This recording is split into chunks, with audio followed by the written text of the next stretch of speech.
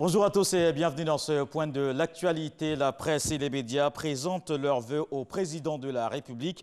Ils étaient tous rassemblés ce jeudi au palais de la présidence au plateau. Le président de l'Union nationale des journalistes de Côte d'Ivoire, Jean-Claude Coulibaly, appelle l'État à augmenter l'aide à la presse. Le président Alassane Ouattara a indiqué que le gouvernement ira encore plus loin dans son soutien à la presse. Il a par ailleurs appelé à plus de professionnalisme.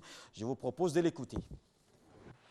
Chers amis des médias, comme les années précédentes, il nous faudra tout au long de cette année continuer de consolider la paix et de renforcer la cohésion sociale dans notre pays. C'est le socle de notre développement et la base de la consolidation de la démocratie. Votre mission en tant que femmes et hommes des médias est de contribuer à éclairer nos compatriotes et toutes les populations vivant en Côte d'Ivoire, parce que, voyez-vous, l'information régule la société. Elle permet de savoir, de comprendre, d'agir et de prendre des décisions. Malheureusement, mauvaises quelquefois, et j'espère bonnes souvent. Pour ce faire, vous devez toujours faire preuve de rigueur et de professionnalisme. Lutter contre les fake news, les fausses informations et les rumeurs qui sont malheureusement favorisées par les nouveaux modes et circuits de diffusion de l'information. Cette exigence sera encore plus accrue, car l'année 2020, comme vous l'avez signalé vous-même, est une année électorale. Je souhaite que les médias prennent leur part de responsabilité dans la conduite du processus afin de renforcer notre démocratie. Il n'y aura pas de destruction d'une superficie de 25 hectares du parc national du Banco. Une rumeur sur les réseaux sociaux annonçait cette décision pour la construction du métro d'Abidjan.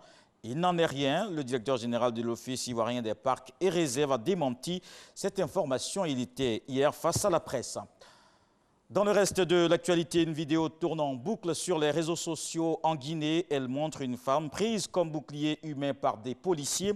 La scène filmée a été vue des centaines de milliers de fois sur les réseaux sociaux guinéens et fait scandale. Cela, c'était lors d'une manifestation à l'appel du Front national pour la défense de la Constitution. L'Union africaine établit une feuille de route pour la sortie de la crise libyenne. La réunion du Haut Comité de l'UA sur la Libye s'est achevée jeudi en fin d'après-midi à Brazzaville.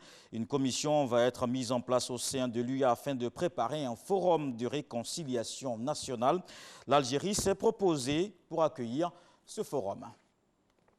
Après 47 ans de vie commune, le divorce prononcé aujourd'hui, la sortie du Royaume-Uni de l'Union européenne devient effective. La date est avant tout symbolique. Le départ du Royaume-Uni s'accompagne d'une période de transition jusqu'à la fin de l'année 2020.